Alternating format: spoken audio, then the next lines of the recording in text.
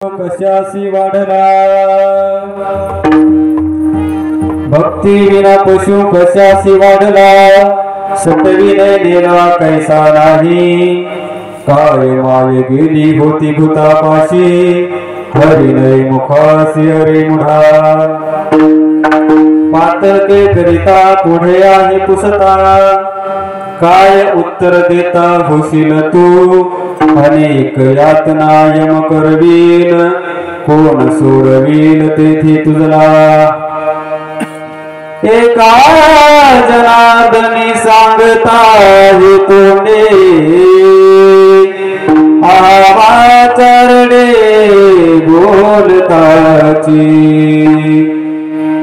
हरिमुखी गाता हरतली चिंता त्या नाही मागुता जन्म घेणे भूमिरुणादं चरंतं दुरंतं स्वयं निरया गोपविषेददानं गवादुंडगानन्दनं चारुहासं परब्रह्मलिंगं भजे पांडुरंगं पांडुरंगाकरो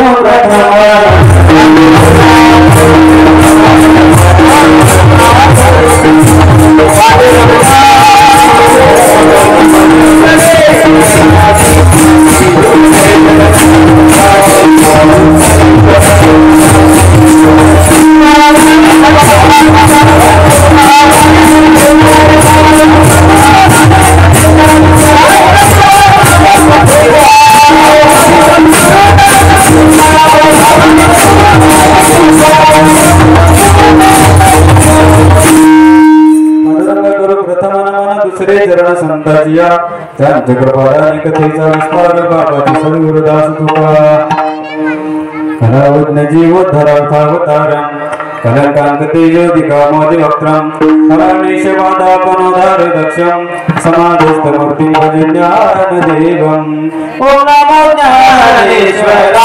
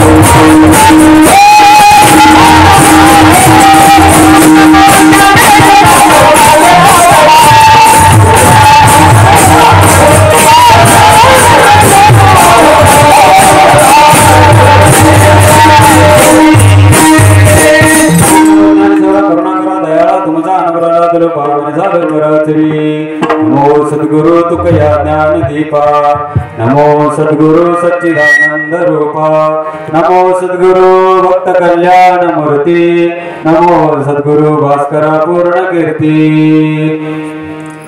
अधिष्ठान जेथे प्रतिष्ठान देखा तिथे जन्मला गुणातीत एका तयाचे निनामे चुके जन्म व्यथा नमस्कार माझा सद्गुरु एकनाथ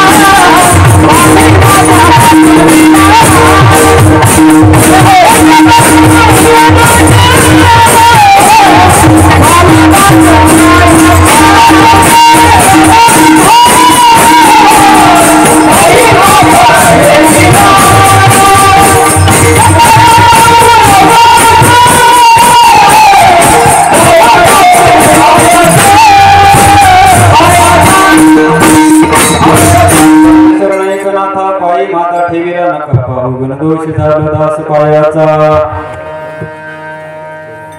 भक्तिविन पशु कशासी वाढला सटविने नेला कैसा नाही काय माय गेली होती बतापासी हरिणाई मुखासी हरे मुढा ठर ठर ठर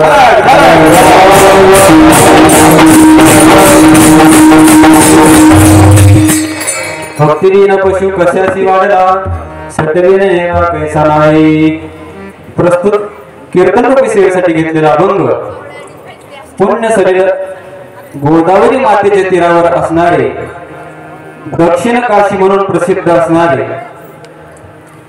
शांतीब्रह्म म्हणून ज्या ठिकाणी संत महात्मा उदयाला आले एवढंच नव्हे तर ज्यांच्या घरी भगवंताने 36 वर्ष काम केले ते संत म्हणजे शांतीब्रह्म एकनाथ महाराज यांचा पादचरणाचा अभंग आपल्या सेवेसाठी घेतलेला आहे. विठ्ठल विठ्ठल.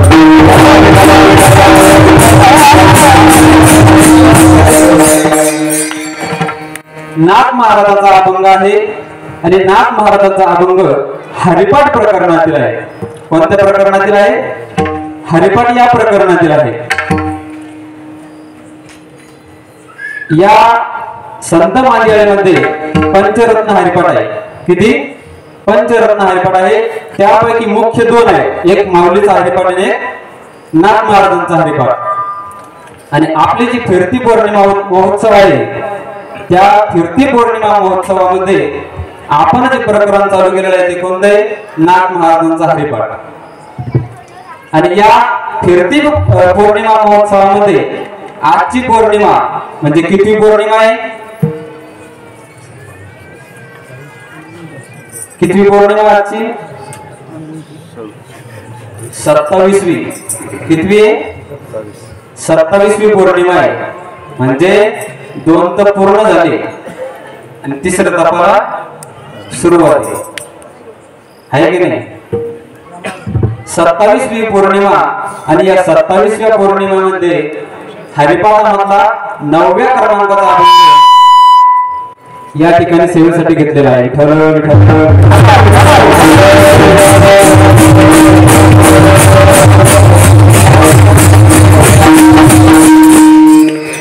पौर्णिमा पौर्णिमा पौर्णिमा कशामुळे चालू केली? कारण आपल्या हिंदू धर्मामध्ये जेवढा हिंदू धर्मावरती जेवढा अत्याचार होऊ लागला तेवढा इतर धर्मावर नाही. तुम्ही बाकीचे धर्म कोणतेही घ्या, त्या धर्माचा वाजागाजा तुम्हाला दिसणार नाही. पण हिंदू धर्माचा गाजावाजा दिसला की त्या ठिकाणी अडथळे निर्माण होणार. त्या ठिकाणी दुसरे येऊन सनी काळी करणार, हिंदू धर्माचे कार्यक्रम बंद पाडणार, नवे नवे तर काय हिंदू धर्म विचारून त्यांना मारले जाणार। त्यामुळे सर्व महाराज लोकांनी, सर्व सिल्लोड तालुक्यातील वारकऱ्यांनी ठरवलं की हा कार्यक्रम कुठेतरी बंद झाला पाहिजे, हिंदू धर्मावरील अन्याय कुठेतरी कमी झाला पाहिजे, कुठेतरी हिंदू धर्म जागृत झाला पाहिजे आणि हिंदू धर्म जागृत करण्यासाठी प्रत्येक गावामध्ये फिरती पौर्णिमा हा महोत्सव चालू झालेला आहे। विठ्ठल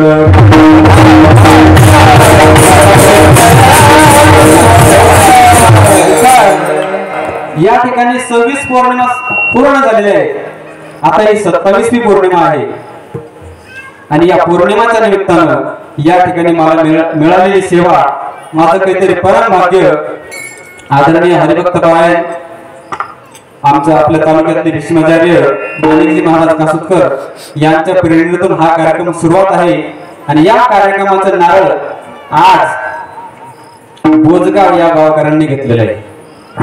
एकदा टाळ्या होऊन जातं तुमच्यासाठी। आता खरंच सांगा, तुमच्या गावकरी मंडळी अशा टाळ्या वाजवल्या तर कसं जमन तुम्हाला सांगा बरं?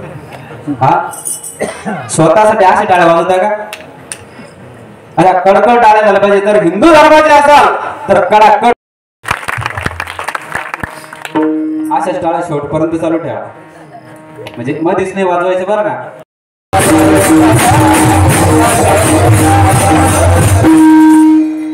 प्रस्तुत अभंगामध्ये नाथ महाराज मानवाला भक्ती करण्याचं सांगतात, नव्हे भक्ती न करणाऱ्याविषयी खंत व्यक्त करतात। भक्ती विना पशु कशाशी वाढला, सटविने नेला कैसा नाही। अरे बाबा, तू भक्ती करत नाही ना, मग तुला 5व्या दिवशी सटीने घेऊन जायला पाहिजे होते। काय म्हणतात महाराज? भक्ती विना पशु कशाशी वाढला, तू वाढलाच कशाला? जर तुला भक्ती करता येत नसेल तर तुझं जीवन कसं आहे? निरर्थक आहे। तुला सटवीने 5व्या दिवशी जरी नेला असता तरी काही अडचण नव्हती। सटवी म्हणजे कोण? सती म्हणजे सगळ्यांना माहिती आहे की नाही, विशेष करून महिला मंडळींना माहिती, ते चिंतन होय। नाथ महाराज म्हणतात तुला सटवीने नेला असता तरी काही फरक पडला नसता। का? कारण तुझ्या आईच्या पोटी मूर्ख जन्माला आला। काय? तुझ्या आईच्या पोटी मूर्ख जन्माला आला। तुझ्या आईने काय भूताला नवस केले होते का तुझ्यासारखं मूर्ख जन्माला आलं? काय माय गेली होती भूतापाशी, हरी नाही मुखाशी हरिमुडा। तुझ्या तोंडाला हरिनाम येत नाही, तू मूर्ख आहे। असा हा मूर्ख तुझ्या आईच्या पोटी जन्माला आला। तुझी आई का भूताला नवस करायला गेली होती का? हे नाथ महाराज सांगतात। एवढंच नाही तर तू हा मूर्ख जन्माला आल्यामुळे काय झालं तर तू पातके करायला लागला। काय झालं? तू जन्मामध्ये पातके करताय, पण या पातक करण्याविषयी तुला विचारणार कोणतरी आहे का नाही? मरणाअंती तुला हे जे पातक करत आहे, जे पाप करत आहे, ते विचारणार तुला कोणी आहे का नाही? पातके करिता पुढे आहे पुसता, मग त्या विचारणाऱ्याला तू उत्तर काय देशील? काय उत्तर देता होशील तू? तुझ्याकडे उत्तर असेल का? तू जर पापाचा गाठोडा बांधून ठेवला असेल तर त्या पापाचं उत्तर द्यायला तुझ्याकडे काही आहे का? मग ते जे पाप आहे त्या पापाचं तुला दंड यातना यम देतील। काय? जे यम आहे ते पापाचं दंड तुला देतील। अनेक यातना यम करवील, मग तेथे तुला कोणी सोडवणार नाही। त्या यातनातून तुला सोडवणार कोणीही नाही। कोण सोडविल तेथे तुझला? आणि नाथ महाराज सांगतात की बाबा एवढ्या यातना आहे, एवढ्या यातना आहे, किती यातना आहे की मला सांगताना सुद्धा दुःख वाटत आहे। त्या यमाच्या यातना सांगताना सुद्धा मला दुःख वाटत आहे, माझी वाचा रडत आहे। एका जनार्दनी सांगत आहे तोंडे, आहा वाचा रडे बोलताची, माझी वाचा बोलताना रडत आहे। ह्या यातना बघून विठ्ठल विठ्ठल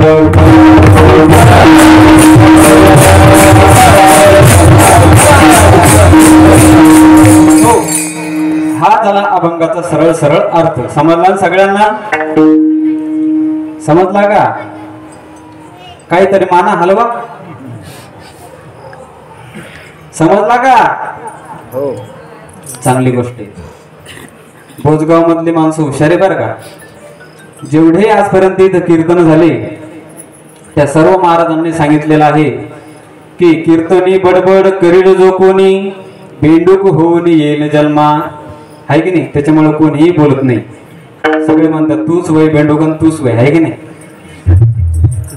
पण कीर्तनामध्ये बोलणं आवश्यक आहे. पण बोलावं काय. बोलावा विठ्ठल पहावा विठ्ठल करावा विठ्ठल जीवे भावे. बोलायचं असेल तर काय करायचं विठ्ठलच बोलायचा आणि पाहायचं असेल तर काय पाहायचं विठ्ठलच पाहायचं. विठ्ठल विठ्ठल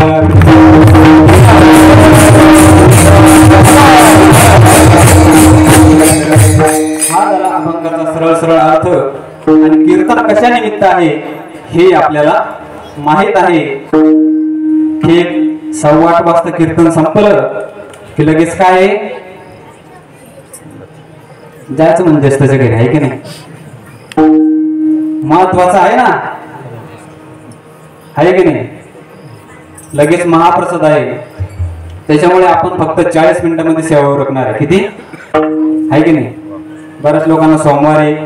त्याच्यानंतर गावचं नियोजन आहे.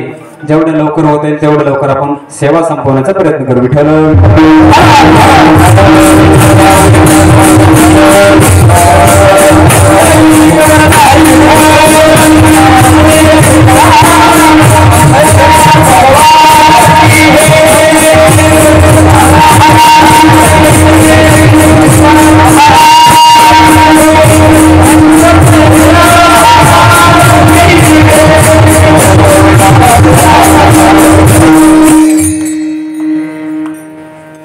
एकंदरीत पाहता या मृत्यू तलावरती 84 लाख योनी जन्माला आले. किती.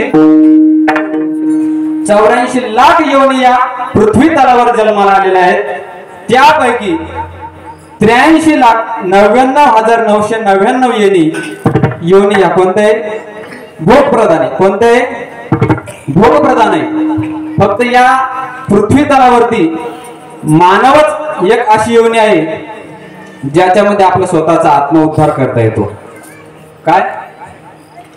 या मानव योनीमध्ये येऊन आपल्याला आत्मउद्धार करता येतो. याची जन्मी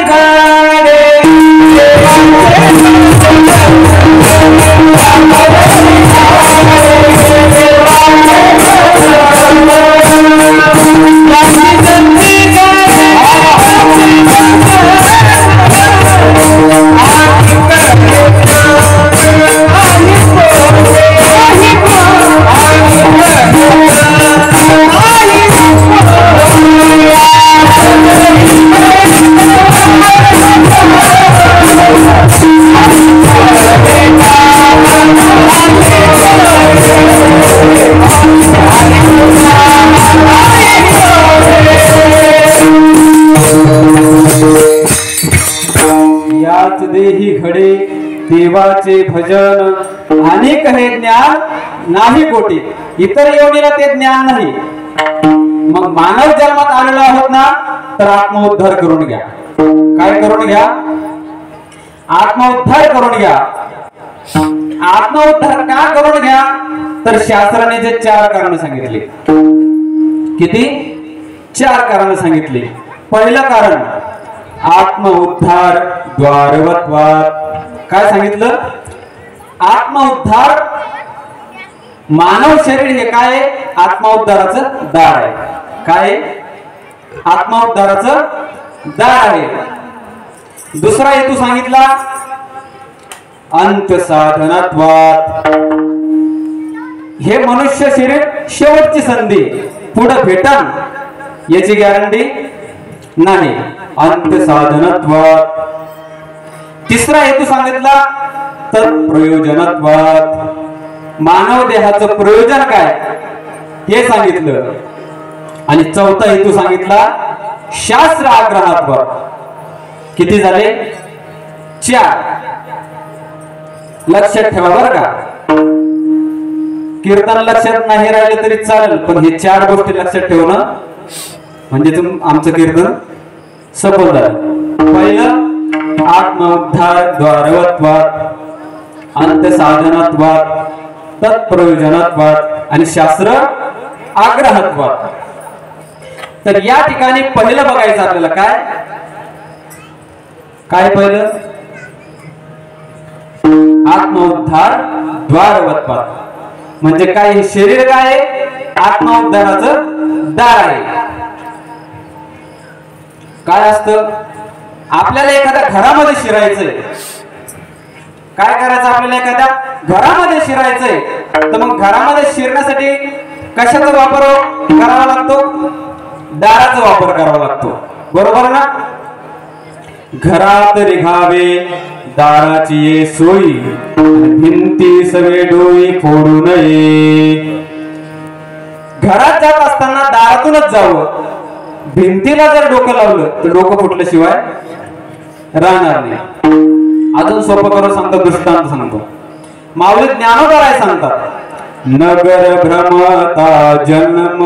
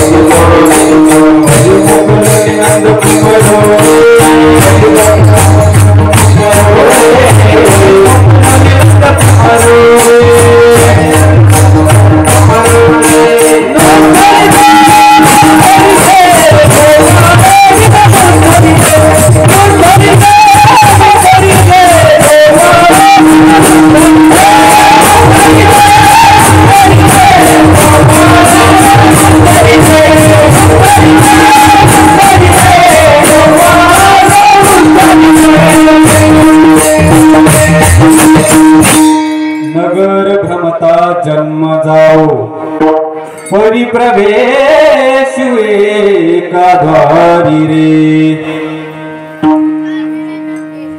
एखाद्या नगरामध्ये प्रवेश करायचा आहे. पूर्वीच्या काळी नगरांना चौबाजूला भिंत असायची आणि एकच दार असायचं त्याला काय म्हणतो आपण वेस बरोबर ना. गावात प्रवेश करायचा तर वेशीतून प्रवेश करावा लागायचा आहे की नाही. पूर्ण गावाला तटबंदी असायची. तर काय झालं एक आंधळा मनुष्य त्या नगरामध्ये जाण्यासाठी निघाला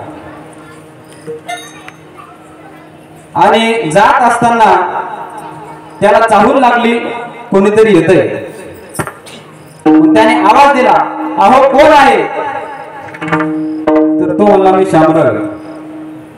तुम्हाला ठीक आहे पण एक काम करा मला या गावामध्ये नेऊन सोडा. तेव्हा शामराव बाबा म्हणाले मला एवढा वेळ नाहीये मला थोडं पुढे जायचंय. मी काय करतो तुम्हाला गाव कोसाच्या भिंतीला लावून देतो आणि या गाव कोसाला एकच वेस आहे आणि तुम्ही भिंतीने जा आणि जिथं द्वार लागेल त्या द्वारातून तुम्ही गावामध्ये आत शिरा. शामरावांनी तेवढं केलं त्याचा हात धरला. आता आंधळ्या माणसाची एक गोष्ट असते बरं का ते त्यांचा हात कधीच धरू देत नाही. ते आपला हात धरतात. कोणाला अनुभव आला असेल आहे की नाही तर ते आंधळा मनुष्य कधीही त्यांचा हात धरू देत नाही. ते दुसऱ्याचा हात धरतात. त्या शामरावांनी गाव कोसाच्या भिंतीला त्या आंधळ्या मनुष्यावर लावून दिलं आणि शामराव बाबा चालले गेले आणि हा आंधळा मनुष्य भिंतीला लागत लागत लागत लागत चालू लागला. पण त्याचं दैव कुठंतरी झुकलं होतं. जसा दरवाजा जवळ आला त्याच्या अंगाला खाज होती बरं का. जसा दरवाजा जवळ आला त्याला खाज सुटली. त्यानं तो भिंतीचा हात काढला आणि खाजवायला लागला आणि चालत राहिला पुढे. त्या खाजेच्या नादीमध्ये दरवाजा गेला मागे निघून आणि तो पुढे चालला गेला. पुन्हा चक्कर मारून आला, पुन्हा दरवाजाजवळ आला, परत त्याला खाज सुटली, परत दरवाजाला निघून परत पुढे चालले गेला. आता हे कुठपर्यंत चालू द्यायचं? गेला का आतमध्ये तो?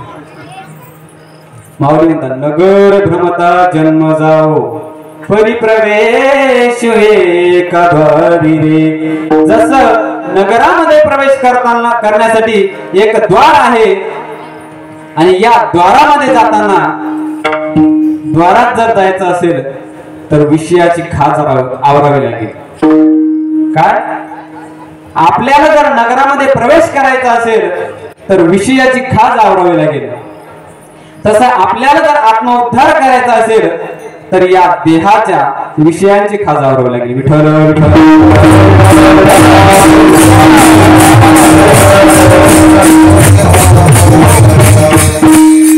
विषय खूप बलवत्तर आहे महाराज, खूप बलवान आहे ते. आपल्याला कुठं नेऊन गड्ड्यात टाकतील सांगता येणार नाही. हे विषय तरी कैसे रोहिणीचे जळ जैसे का स्वप्नीचे आभासे भद्र जाती. हे विषय खूप बलवत्तर आहे महाराज. त्याच्यामुळे नगरात प्रवेश करण्यासाठी विषयाची खाज आवरावी. बर, पहिलं झालं आत्मोद्धार झालं, ठीक आहे, आत्मोद्धार करू, पण मग दुसरे कशासाठी? अंत्यसाधनत्वाद, तत्प्रयोजनत्वाद, शास्त्राग्रहात्वाद. हे कशासाठी? तर मानव जन्म हा पुन्हा नाही, हा एकदाच आहे. पुन्हा भेटण्याची आवश्यकता नाही, गॅरंटीच नाही मानव देव पुन्हा भेटेल म्हणून. बहुत दिवसा फेरा आला या नगरा. काय झालं? बहुत नगुता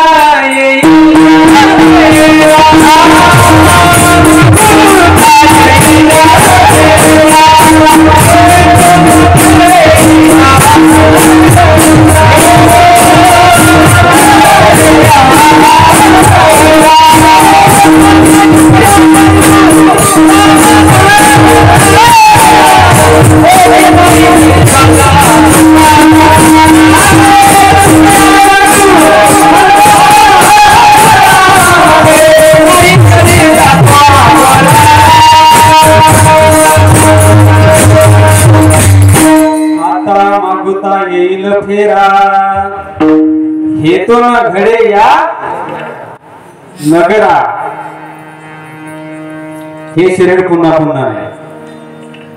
त्याच्यामुळं ही जी संधी आहे ही संधी साधून घ्यावी. आणि खरा मनुष्य तोच आहे जे या मिळालेल्या संधीचं सोनं करतो. विठ्ठल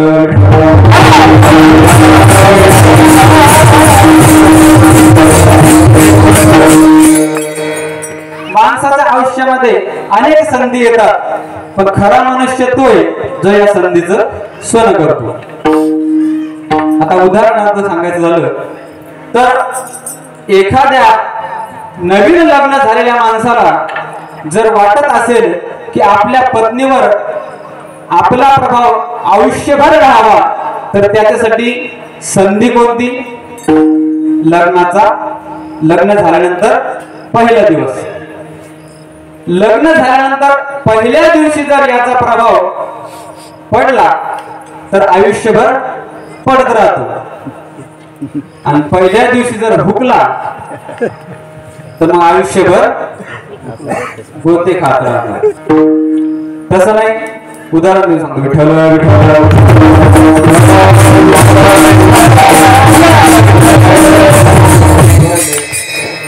काय झालं? कोणीतरी हे सूत्र ऐकलं आणि त्याचं नवीन लग्न झालं आणि त्याने ठरवलं की आपल्या पत्नीवर आपण प्रभाव पाडायचा. तसा प्रभाव पाडता यायला पाहिजे. त्याने ठरवलं की आपल्या पत्नीवर आपला प्रभाव पाडायचा. सकाळी उठला, बैठकीमध्ये जाऊन बसला, तेवढ्यात त्याची पत्नी चहा घेऊन आली. चहा घेऊन आल्यानंतर तो म्हणाला थांब तशीच उभी राहा, मला पहिले पेपर वाचायचा आहे म्हणला. मग त्यानं पेपर बघितले, तिथं होते पुण्यनगरी, सकाळ, लोकमत. तो म्हणला हे का मराठी पेपर आहे, आता प्रभाव पाडायचा आहे ना. त्यानं सगळे पेपर बाजूला सारले आणि इंग्लिश पेपर हातामध्ये घेतला. आता प्रभावच पाडायचा होता. इंग्लिश पेपर हातामध्ये घेतला आणि वाचायला सुरुवात केली.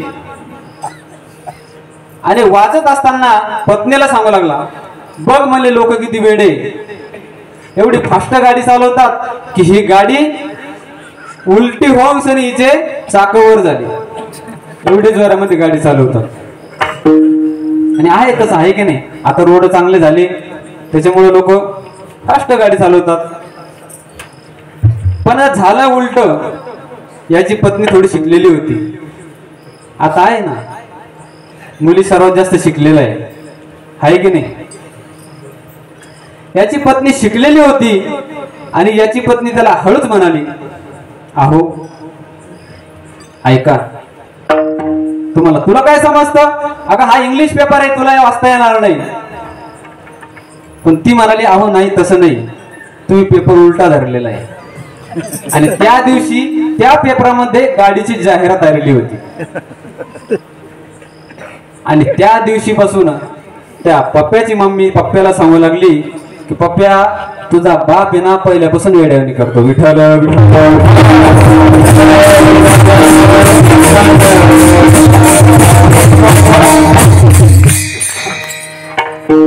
आता प्रभाव तर पडलाच नाही, पण काय झालं, उलट झालं. तसं मानव जन्मामध्ये आल्यानंतर ही सुवर्ण संधी आहे. काय आहे, आत्मउद्धार करून घेण्यासाठी कोणती संधी आहे, सुवर्ण संधी आहे. त्याच्यामुळे आत्मउद्धार करून घ्यावा. अंतसाधनत्वात शेवटची संधी झालं. दुसरं, आता तिसरं कोणतं आहे, विसरले, लक्षात ठेवा. तिसरं आहे तत्प्रयोजनत्वात. या मानव देहाचं प्रयोजन काय आहे, तर आत्मउद्धार करणं हेच प्रयोजन आहे. एवढंच नाही, हा मानव देह द्याला कशासाठी, देवे दिला देह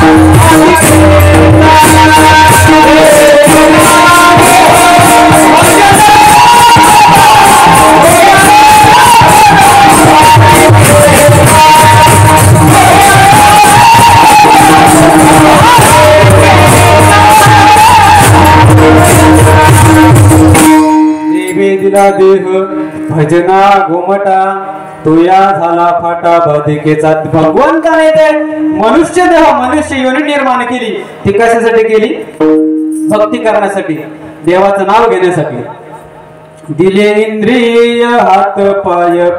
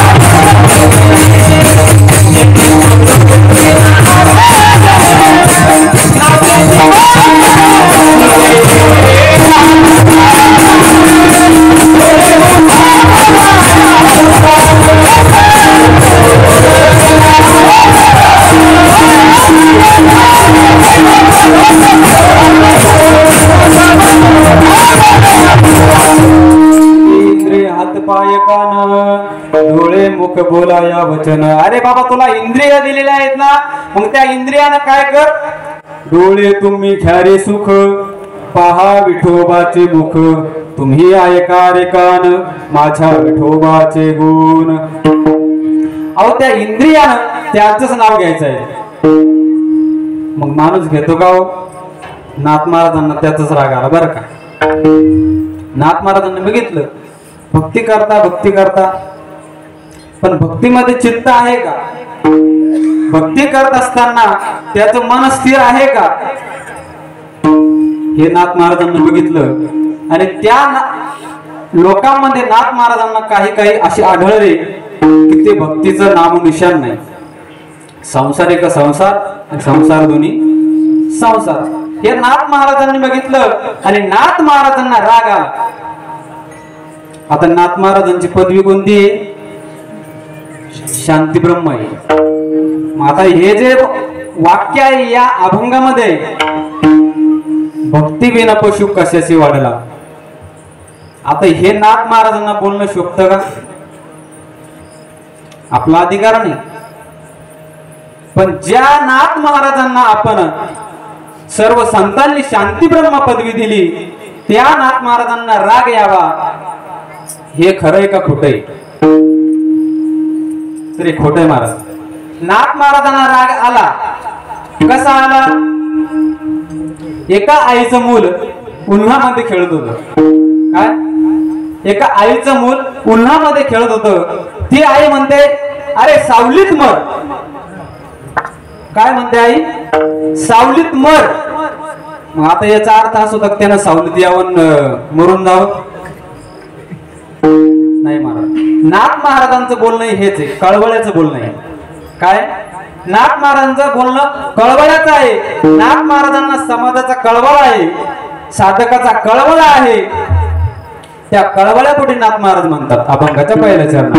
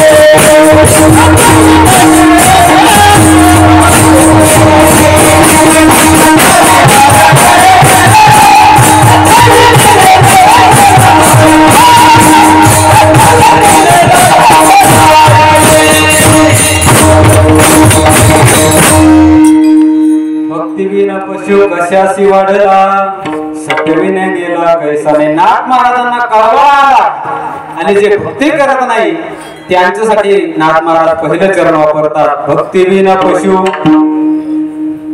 भक्तीविना मनुष्याचं जीवन कसं आहे? पशु सारखं आहे. पशु सारखं कसं? पशुही जेवण करतात, पशुही या जगामध्ये वावरतात, पशूंनाही मुलं होतात. त्याचप्रमाणे फक्त त्याच्यात एक गोष्ट होत नाही, काय? ते भक्ती करत नाही.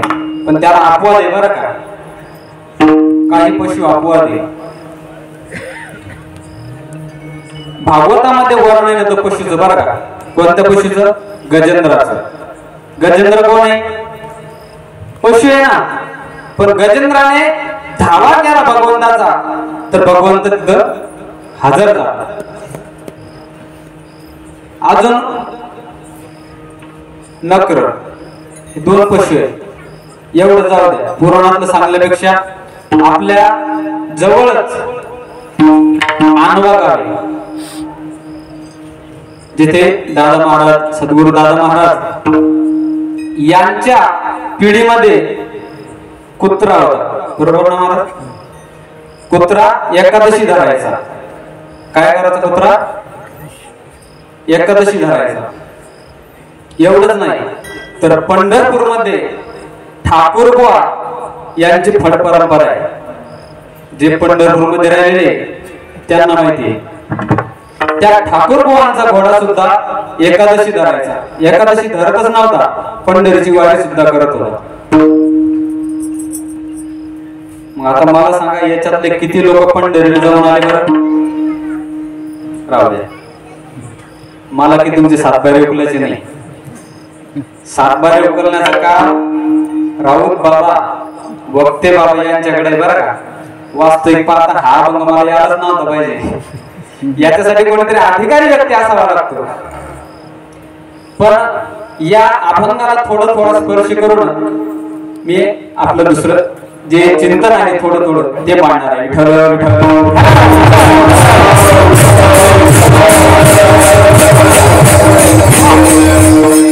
मग ह्या पशूंनी भक्ती केली आहे का नाही? या पशूंनी भक्ती केली. मग जर मनुष्य जे आहे याच्यामध्ये येऊन जर भक्ती करत नसेल तर तो कोण झाला? पशु झाला. भक्तीविना पशु कशाशी वाढला. आणि नाथ महाराज म्हणतात तुला 5व्या दिवशी तरी त्या सटवीने नेलं असतं तरी काही वावगं ठरलं नसतं. आता सटवी म्हणजे कोण? जी 5व्याच्या दिवशी त्या बाळाचं भविष्य लिहिते तिला काय म्हणतात? सटवी म्हणतात. वास्तविक तिचं नाव काय? षष्ठी. काय? षष्ठी. षष्ठीचा अपभ्रंश होऊन काय झाला? सटवी झाला. म्हणजे ती लिहिवती कितव्या दिवशी? 5वी जागवण्याचा कार्यक्रम करतो. नाथ महाराज म्हणतात त्या सटवीने जरी तुला नेला असतं तरी काही असं नव्हती. विठ्ठल विठ्ठल.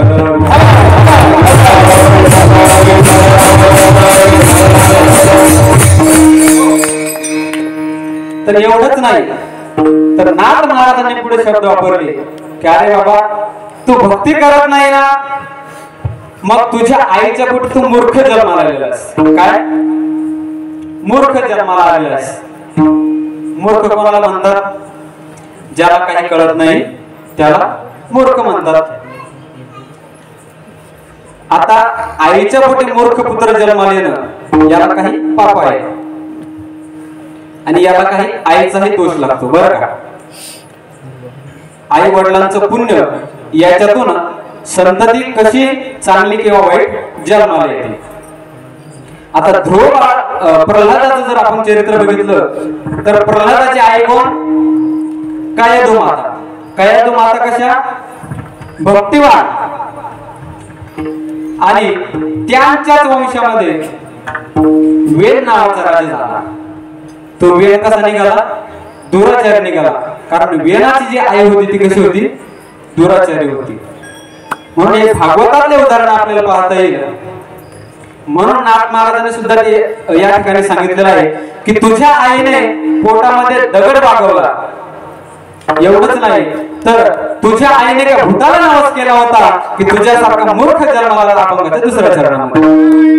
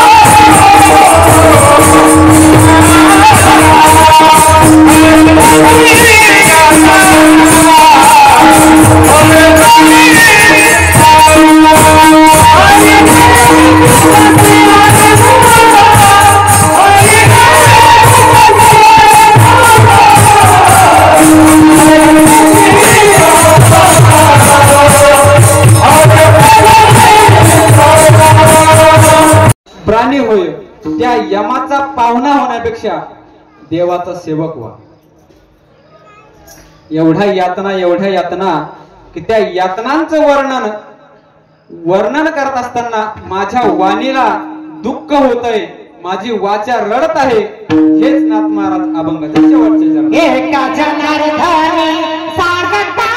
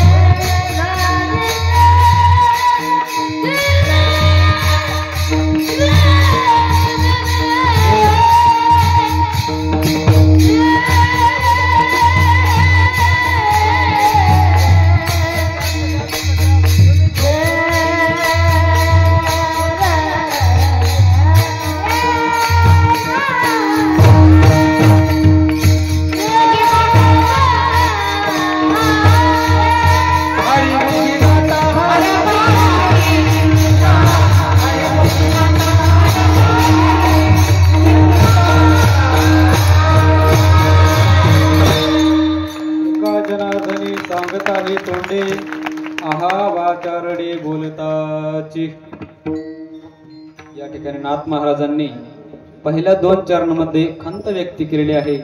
दुसऱ्या 2 चरणामध्ये मनुष्याला काय भोगावं लागेल त्याचं वर्णन केलेलं आहे.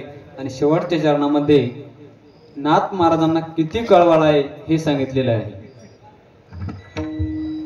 एवढंच नाही तर ही भवनदी किती आहे माऊली ज्ञानोबा वर्णन करतात. भवनदीचे पाणी रे गड्या मोठे ओढीते भल्या भल्या पोहणार ना उलथुनी पडीते. अविद्येचा पोर गड्या वेगी ओसरेना कल्पना सुसरीची मिठी सुटता सुटेना. उलट उलट माघार गड्या फिरगो ते खासी भरला पूर माईचा लोंढा वाहून या जासी. जर या नदीमध्ये आपल्याला वाहून जायचं नसेल तर भक्ती करा, देवाचं नामस्मरण करा. या ठिकाणी झालेली कीर्तन रूपी सेवा माऊली ज्ञानोबरायांच्या चरणी, तुकोबरायाच्या चरणी, पांडुरंग परमात्म्याच्या चरणी, नाथरायांच्या चरणी, सर्व गावकऱ्यांच्या चरणी अर्पण करून या ठिकाणी सेवेला पूर्ण विराम देतो. या बोजगाव गावकऱ्यांनी अतिशय उत्कृष्ट नियोजन केलं त्याबद्दल गावाचे आभार. आणि सर्व ज्येष्ठ श्रेष्ठ वारकऱ्यांचे ज्यांनी मला सेवा करण्याची संधी दिली. मस्तक हे पायावरी या वारकरी संतांच्या का बालक बोबडा बोली वाकडा वेचुका पावली ते चीज करणी मावली रिझे देवी. माझ्या तोंडातून काही ते वाकडे शब्द निघाले असतील, काही वेडे वाकडे शब्द निघाले असतील, ते तुम्ही आईबाप समजून गोड मानून घ्या. काही चुकलं असेल तर माझ्या बुद्धीचा दोष समजून माझी मला परत करा. या ठिकाणी झालेली सेवा माऊलीची चरणी अर्पण करून याच ठिकाणी सेवेला पूर्ण विराम. ज्ञानेश्वर माऊली